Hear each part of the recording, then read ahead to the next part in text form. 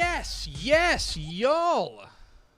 From the Dave Campbell's Texas Football Mothership here in beautiful Lewisville, Texas, it is Texas Football Today, a show whose life was changed by Herbie Fully Loaded.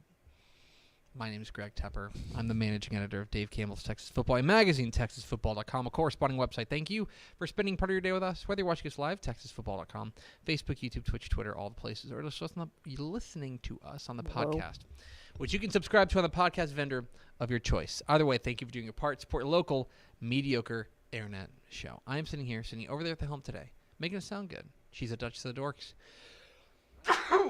Man, that's a new nickname. Haven't heard that one before. She's Ashley Pickle. Hi, friends. This is not pre-recorded. We just didn't have a pre-show because we were in a deep conversation about Hallmark Herbie Christmas movies. and Herbie Fully Loaded being Ishmael Johnson's life-changing event when he was a child.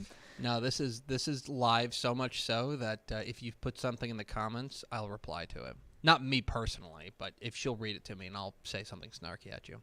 Today is Tuesday, November 28th, 2023. It's 366 days until Thanksgiving. Courage, people. Courage. We'll get there. Happy birthday to Chameleonaire. Okay. Chameleonaire Nice. turns 44 today. Okay, that's younger than I would have thought. It's a hard 44. But he's What's the best song that he has? probably riding. Yeah, that one's good. Let's see how long we can play it off my computer. We're going to get the whole episode I know. taken down. That's fine.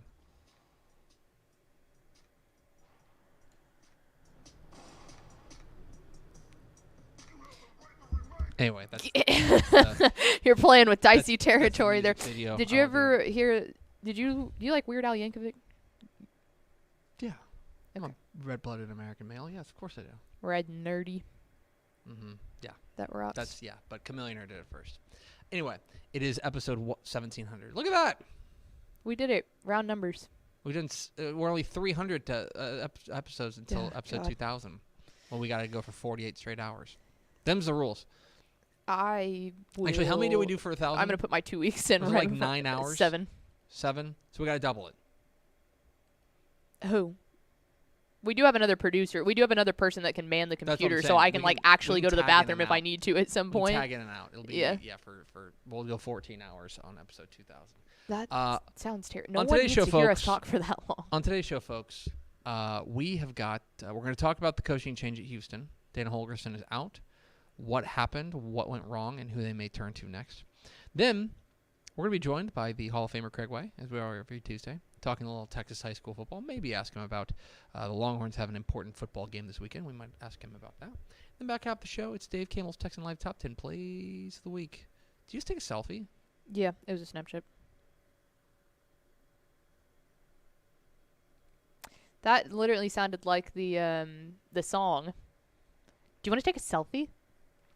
Anyway, all that and more coming up here on the back half of the program. Do we have first four through the door? We sure do. It was Ed McElroy, Joey Hill, Daniel Agnew, and Aaron Arbuckle. Welcome in, fellas. Hello, friends. We do appreciate your time coming up with us. Okay, Pickle. Before we get into what happened with Dana Holgorsen. Correct. Oh, okay, you want to do that first? No. Before we get into There that, are much more important things we that need need to to be recap discussed. the weekend of NFL action with our chief NFL correspondent, my mom. Hi, this is Tep Mom reporting the NFL moment for this week. I'm highlighting Cortland Sutton, wide receiver for the Denver Broncos. He had 3 catches for 61 yards in their win over the Browns 29-12. He is a graduate of Brenham High School who played Alito in the 2018 state championship game, and he attended SMU. That's it for this week. Hope your favorite team wins.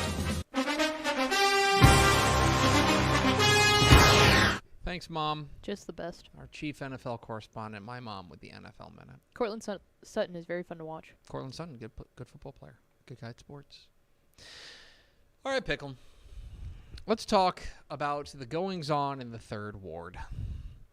Down there in Houston, University of Houston, they have decided to make a coaching change, as Dana Holgorsen has been fired after 5 seasons at the helm of the Cougars. let's not forget that Dana Holgerson, whenever he was hired there back in 2019, I guess it was technically, I think it was 2018, but whatever. It was after the 2019 was the first season. Yeah. The real splashy hire for Houston. Yes. Real splashy hire. They just gone through they just gone through a situation where they had lost 2 coaches to bigger programs, right? Kevin Sumlin leaves to go to A&M. They kind of promote Tony Levine from within. He lasts for 3 seasons before he's asked to move on. They get Tom Herman in there. Tom Herman takes them to 2 really good years, including a Peach Bowl win. Then he leaves for the University of Texas. They go to Major Applewhite. After 2 pretty decent years, they fire him after that. Remember, Major Applewhite went 15-10 at Houston, but that wasn't good enough. And so then they wanted to make a big splash. And I think it's lost in – this was the time when right after Jimbo Fisher had been hired by A&M, it started becoming kind of poaching season in college football. And so Houston ponied up and brought in Dana Holgerson from West Virginia. Now, there's actually, I think, a decent parallel between Dana Holgerson's arrival in Houston and Jimbo Fisher's arrival at Texas A&M. Okay. Specifically because I think for both parties, in both instances, they were ready for a change. I think that when you talk to Florida State folks, when A&M hired Jimbo Fisher, they were saying, okay, well, yeah, see ya. And Jimbo Fisher obviously went out. The relationship had soured. The situation was similar at West Virginia. He had done good things at West Virginia, right? But including 2016, they had a 10-win season. But I think that the idea was, this has run its course. We want to make a change. You probably want out. We're not going to fight this if you want to go to Houston. He goes to Houston, and over the course of his tenure at Houston, look, I'm not going to lie, he goes 31-28 in 59 games there at Houston. 31-28. It's just not good enough. No. It's not good enough considering the resources that they have.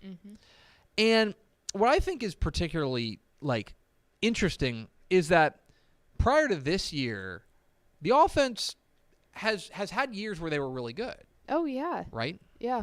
Not this year, but the year before last, when you looked at having Clayton Tune coming back at quarterback, he opted to stay in another year. You had, at that point, one of the best running backs in the nation in Alton McCaskill. They had a good pair of receivers. It was like that was supposed to be the year that they were contending for a New Year's Six Bowl, if not a spot of trying to be the first G5 team in the playoff at that point, because Cincinnati hadn't done it. Right. I also think that there's something important to remember that I think started the kind of the kind of downfall right from the beginning. Do you remember back in 2019? It's the first year at the helm for Dana Holgerson at Houston. And by the way, he takes over a Houston program that the year before had made a bowl game. They had fired Major Applewhite for going 8-5. And there was talk about how we are not an 8-5 team. Like, we're not an 8-5 program. We have higher aspirations for that, and we feel like Dana Holgerson can do that. Do you remember what happened in the middle of the year in 2019? Things hadn't gone well. They've ended up finishing 4-8. Remember what happened with the quarterback situation? Yeah, because it wasn't Tune. Tune wasn't the starter. He was De'Aaron King. And then he got hurt, right? Or did he get benched? He got hurt, and then he kind of said, I'm going in the transfer portal. Yes. He announced that from the word go. And like in the middle of the season, he said, I'm done. I'm leaving the team. I'm going to go in the transfer portal. And it was big news. Yeah, well, he was notorious transferer, correct? He went on to Miami. And then after Miami, he's finished at Miami. He finished his career at Miami. Now, by the way, he's on SMU staff. I did not realize that. All that is to say, that's a blast from the past. That was a real red flag from the beginning. Now, those are not Dana Holgerson's guys. He didn't recruit De'Aaron King. But I remember thinking that's not a great start because De'Aaron King was like an all AAC quarterback. Oh, he was fantastic. He was a big deal for them. He was He fantastic. went on to Miami. So after that, they did have. It's important to remember a couple of the good times, right? In 2021, Houston was real good. Mm-hmm. Houston went 12-2. Houston got as high as 16th. Mm-hmm. There was a minute there going into 2021. Remember, there was talk about how they were going to crash, and especially coming out of 2021 into 2022, they were the hot name to be the new Cincinnati, to crash the party in the college football playoff. Yep. That was what they wanted. To the powers that be at Houston, what they did in 2021 was the standard. Mm-hmm. We should be dominating the AAC. We have the facilities. We have the location. We are in a recruiting just hotbed, mega hotbed, right? We should be dominating. And so that's why at 31-28, it just simply wasn't good enough. It just simply wasn't good enough. Bless you. Thank you. And so they decide, and I think that people had just kind of become tired of Dana Holgorsen. Say what you want about his coaching ability. Mm-hmm.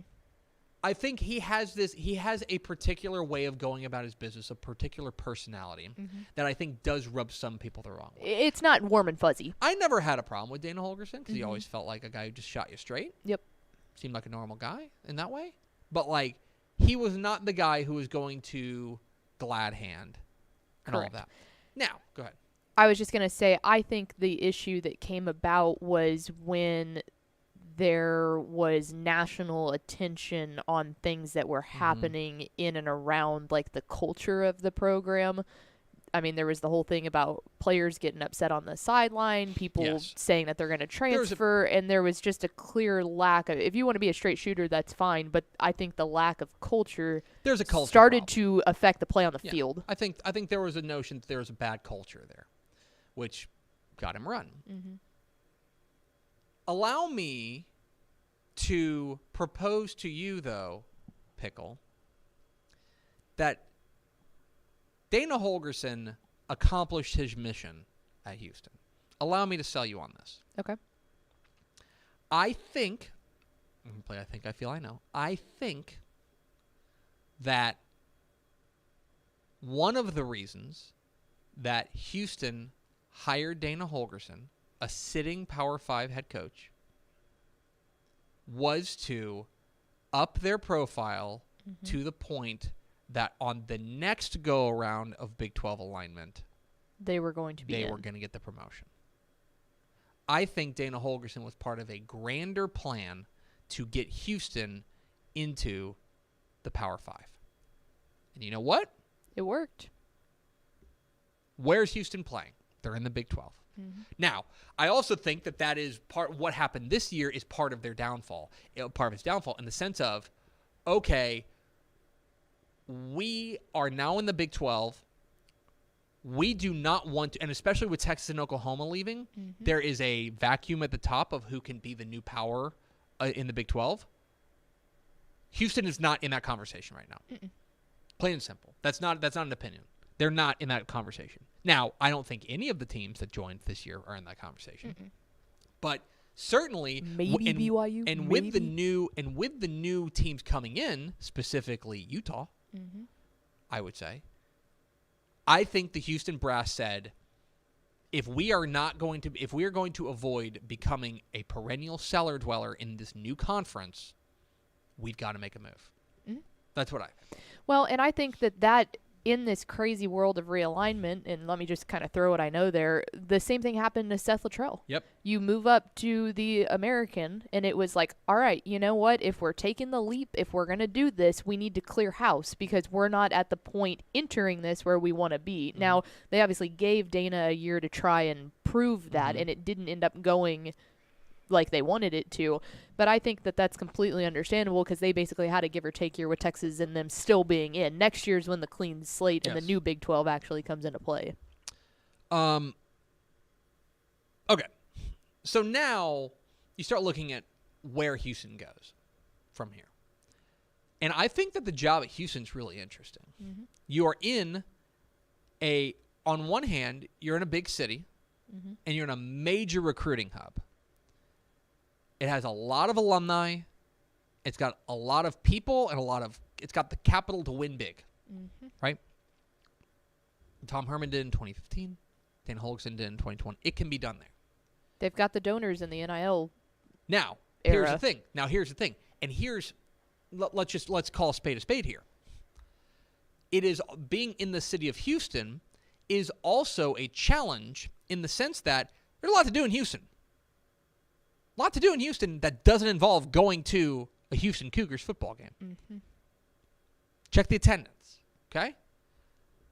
All I'm saying is this is a unique job that for the right person, I think there's people who think of Houston as a juggernaut, potentially. And it's true because they have that area. And if they could just steal the borders, they can and build with Houston kids, they could turn into a real powerhouse. The other issue is that's a hotbed for A&M, that's a hotbed for Texas, it's a hotbed for LSU, it's a hotbed for everybody. So, where do they go?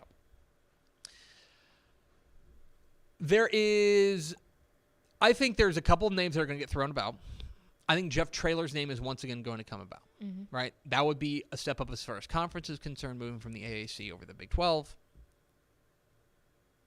Certainly, he's a guy who, he was in the mix, we know, for the A&M job. This would be a nice grab for Houston. I would keep an eye on Willie Fritz, the Tulane coach. He's a guy who has history in the state of Texas. He coached at Blinn. He coached at Houston. He's done unbelievable things at Tulane. They play SMU for the conference title this week. They of course went to the New Year's Six Bowl, yeah. And they won. They beat USC. Couple names to keep an eye on as far as assistants are concerned. Jeff Banks. Jeff Banks is the special teams coordinator and associate head coach at Texas. And is a guy who's kind of been earmarked as a potential head coach going down the road. He is a guy who has become a recruiting ace for Texas. That's what he's known for. So Jeff Banks is in that mix. Emmett Jones is a guy who was at Texas Tech before he moved over to Oklahoma. He is also known as a recruiting ace, but he was the guy who's the head coach at South Oak Cliff before moving on to take the job on staff at Texas Tech. There's two other names that I want you to keep your eye on. One of them is Cliff Kingsbury. Cliff Kingsbury's got his coach in this state. He's recruited well in the Houston area. He is, from what I understand, sitting on an island somewhere. Yeah, good for him. Collecting checks. That rocks. Could you pull him back into the college ranks? It's a thought. There's another name that's going to get floated around, and it's Gary Patterson. I will tell you from personal experience that I know that Gary Patterson wants to coach again. Yep. And you can't doubt the resume. No. You can't doubt the resume. And as a guy who has shepherded programs through conference changes before, there's essentially nobody else in America who's done it more and more effectively than Gary Patterson. As far as a true proven track record, it's hard to match him. So it's over for Dana Holgorsen in Houston. And it'll be interesting to see where they go next. I do think that one thing they're going to do is they're going to double down on Texas ties. That is one thing I'm pretty confident in. I have a hard time believing that they're going to do, because Dana Holgorsen had some history in Texas, but not a ton. They're going to double down on that because that has really become the coin of the realm these days, especially if you want to seal the borders within Houston for talent acquisition. So there you have it. It was a good run, Dana Holgorsen. You were fun. Yeah. He was fun. Oh yeah, there was. Dana Holgorsen was fun. He was unpredictable. It didn't always translate to wins. No. But there was always stuff to talk about. There's always stuff to talk about. Absolutely. Tomorrow, tomorrow we'll talk about Dana Dimmel and his from two Danas to no Danas. It's a tough year for Danas. We're Texas Football Today. We're here every weekday at noon on TexasFootball.com, talking football in the Lone Star State. You can follow us on Twitter at DCTF, like us on Facebook, Facebook.com/Dave Campbell's. Follow us on Instagram, Instagram.com/Dave Campbell's. And, of course, see us at TexasFootball.com. Coming up here in just a moment, Craig Way will join the 1700th episode spectacular. But first, a word from these goods and services. I feel like bustin' loose, bustin' loose. Come on, get on up. Oh yeah, get on up. Bustin' loose when you wanna sing. Bustin' loose, baby, do your thing. Talking about bustin' loose, yeah. Hi, I'm Jennifer Potter, Executive Director of Be Well Texas.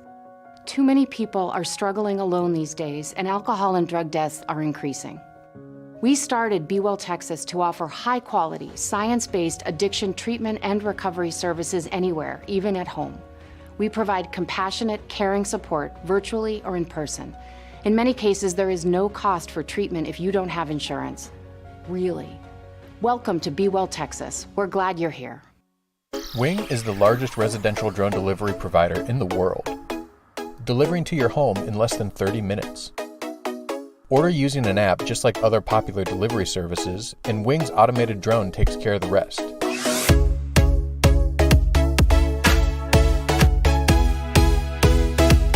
It's fast, safe, and sustainable, and it's now delivering to parts of Dallas-Fort Worth, Texas. You can learn more at wing.com/TexasFootball. Again, that's wing.com/TexasFootball. Born and bred in Texas hits a little different, as it should. Texas loves doing business with fellow Texans. VCR Now takes its Texas roots as seriously as its many partnerships with schools and universities around the state. It's also why we're so proud to promote our brand in the pages of the Texas Bible, Dave Campbell's Texas Football, and on the airwaves of Texas Football Today. Driven by producing quality broadcast video, state-of-the-art audio, and LED video scoreboards at affordable prices, VCR Now makes sure to listen to your needs in its athletic department before recommending the next best steps. Building great products is our business, and it's our focus on building meaningful, long-term partnerships with our clients that sets us apart. From our 24/7, 365-day help desk, the training lab in our hometown of Red Oak, or our sports marketing business plan that puts money back in the hands of our athletic departments we support, VCR Now is built to last. Reach out to us today at info@vcrnow.com or by calling 855-GO-VCR-NOW. Again, that's info@vcrnow.com or by calling 855-GO-VCR-NOW. Pickle, let's go to the hotline. A man who stays busy this time of year and will be especially busy this week is the man who joins us on the phone line now. Pleased to be joined by the Hall of Famer, Craig Way. Craig, are you stocking up on sleep during the week now? You know, it's funny. I thought about that this morning. I got to sleep a little bit this morning. I thought, okay, Tuesday may be the worst travel day in Austin, but for getting some sleep, that's okay. So it was a good trade-off there. So I'm feeling rested and ready to roll. Among your challenges this week or tasks this week will be that you will be on the call for the Big 12 championship game this Saturday morning at 11 a.m. at AT&T Stadium as the Texas Longhorns take on the Oklahoma State Cowboys. It's just funny how it works that Texas was not scheduled to play Oklahoma State this year, just in the scheduling arrangement. Now they get them in the biggest game of the year. I'm curious. I know you guys have been digging into it on your show, on the Craig Way Show on AM 1300 The Zone in Austin. What are you in particular going to be watching for in this game as far as what Texas needs to do to come out with a Big 12 title? Well, you and I and Pickle got really well acquainted a few years ago with Mr. Ollie Gordon when he was a Trinity Trojan. When he played about everything, didn't he? Started off like a wide receiver, then a running back, then a quarterback. He did just about everything there, and he's kind of everything to that offense. It's not to say that if they contain him, they'll completely shut Oklahoma State down, but they'll take away the biggest weapon if they can contain him, which is easier said than done. That said, they did a good job against Tosh Brooks, the Maynard product who was running for Texas Tech. They've done a good job, obviously, against the run this year. But this guy's on a little bit different level, I think, than some of the backs they face. So I think that's the number one task for the Longhorns, is to be able to, not necessarily stop him, but be able to keep him from having a huge game while the Texas offense tries to make sure it has a really solid game. I think that's job one, is the way I'm looking at it. Craig Way, the Texas High School Hall of Famer, joins us here at Texas Football Today. We'll talk a little high school football. There are 88 UIL Texas high school football teams remaining. There will be 44 after this week, and 4 will have already punched their ticket in the six-man state championship games, to the six-man state championship games. Of those 88 teams remaining, which of them, and you can name 2 or 3 if you'd like, which of them would you categorize as the biggest surprise? The ones that you are most surprised and have advanced to this point?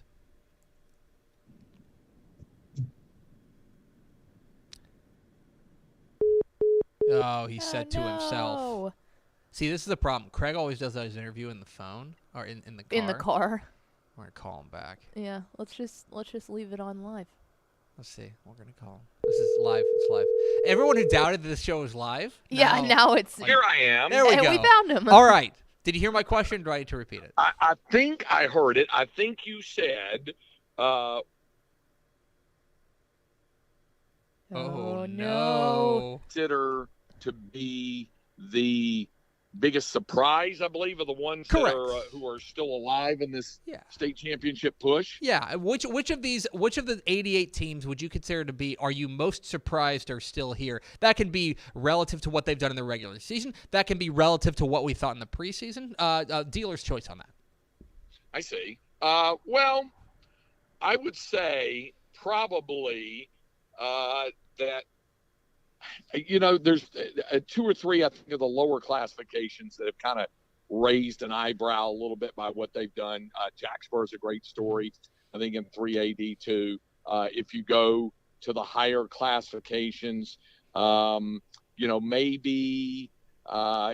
we saw, for what Panther Creek did last week before getting knocked out was a really good run for them, and they had to lose basically on a Hail Mary in order to make that thing work.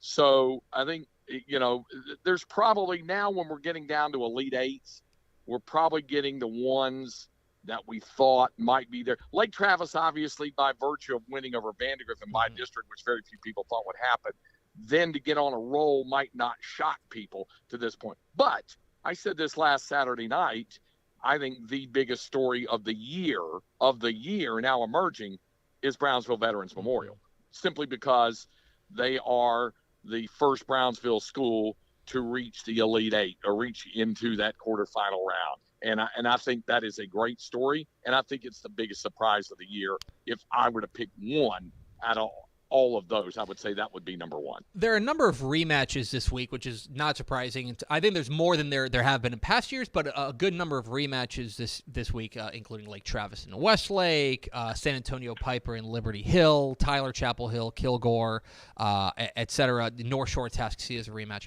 How do you, whenever you're taking a look at some of these games, including you're going to be on the call for one of them on Bally Sports on Friday night or Saturday night with Byron Nelson and South Lake Carroll, how do you balance the two things that exist in our brain, which is, one, it's hard to beat a good team twice, but also this team has already beaten the other team. Why shouldn't history repeat itself? How do you measure those two teams against one another?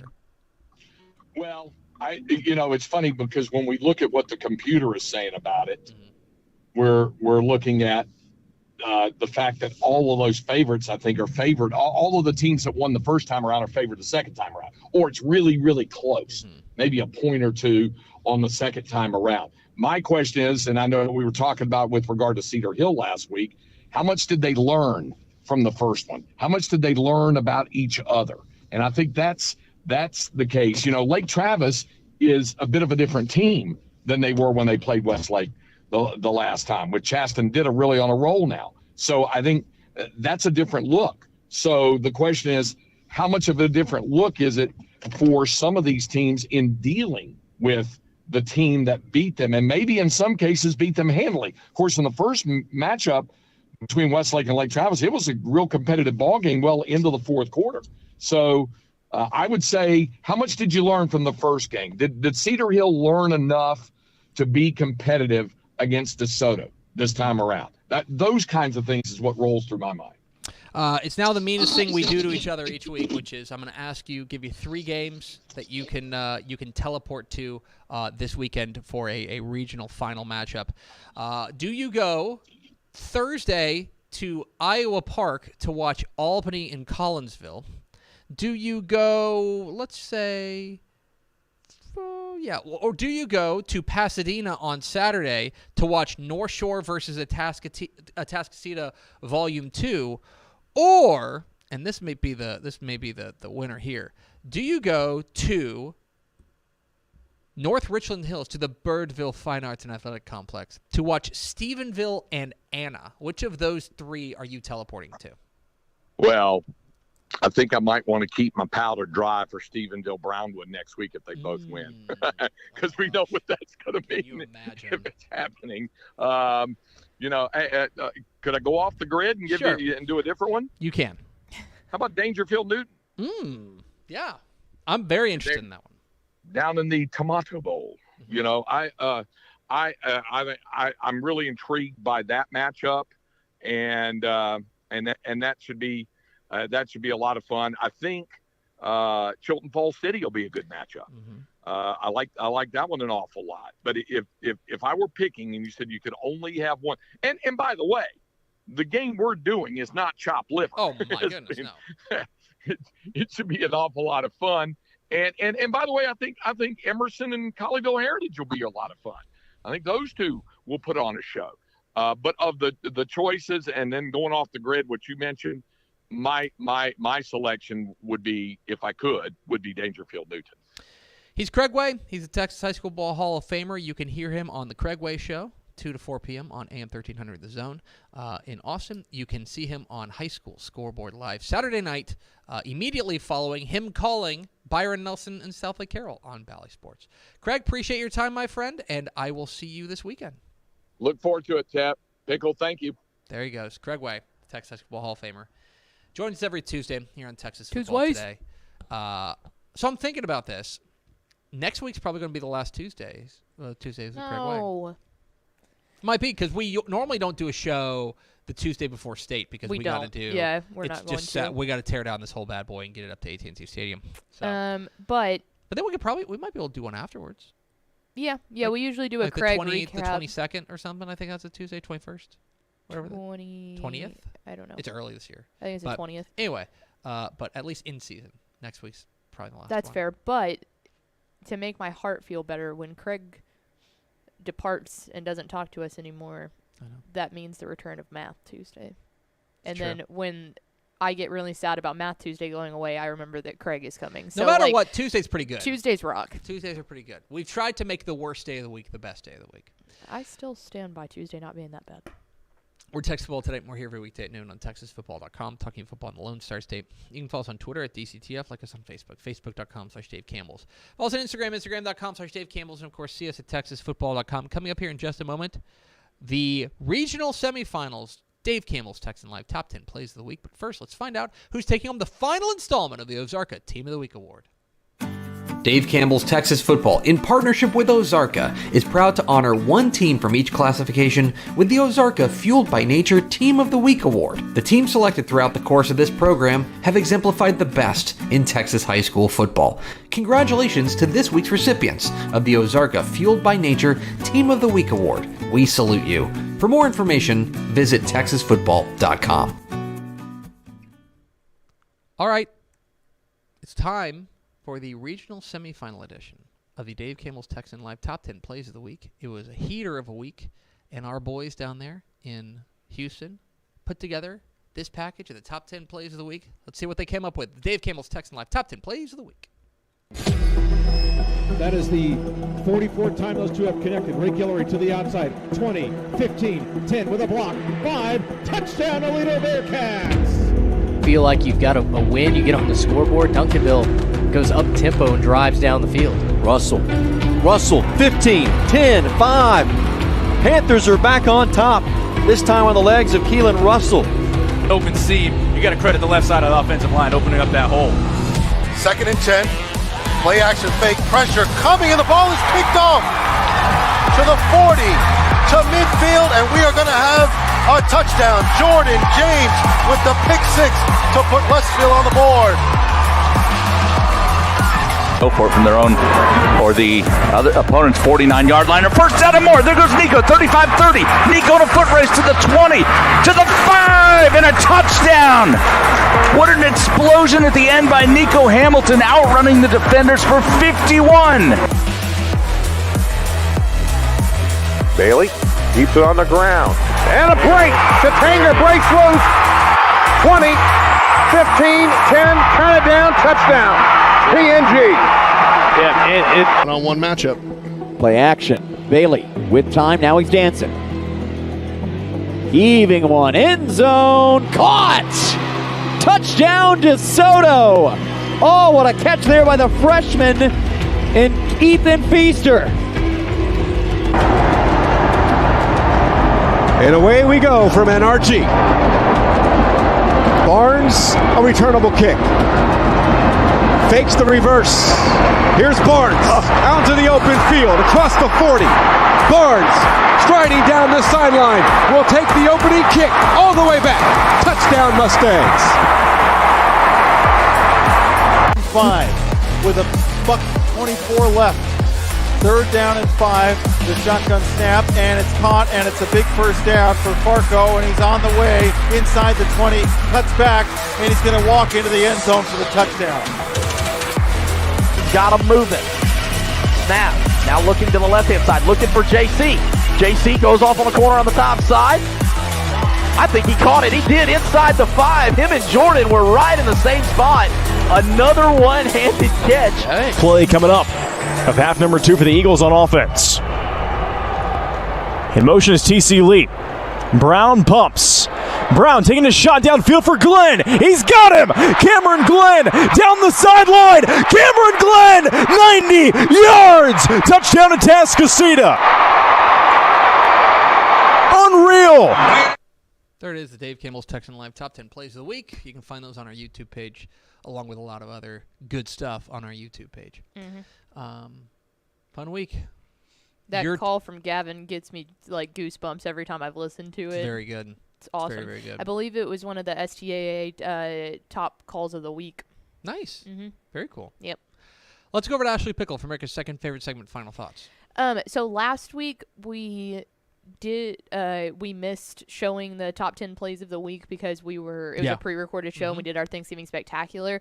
I'm going to upload those to YouTube when we do these as well. So if you're interested in seeing the area around top 10 plays of the week, you can go to youtube.com/Dave Campbell's TF, like Texas football, and both of these will be uploaded. So share them with your friends. That's going to do it for us. Thanks for spending a little bit of your day with us. Follow us on Twitter at DCTF. Like us on Facebook, facebook.com/Dave Campbell's. Follow us on Instagram, instagram.com/Dave Campbell's. And, of course, see us at texasfootball.com. Thanks again to Craig Way, the Texas Football Hall of Famer, for being our guest. For Ashley Pickle, I'm Greg Tepper. Vince Young, please meet your Player of the Year trophy. We'll see you tomorrow for episode 1701 on Texas Football Today. Yo, yo, yo, yo.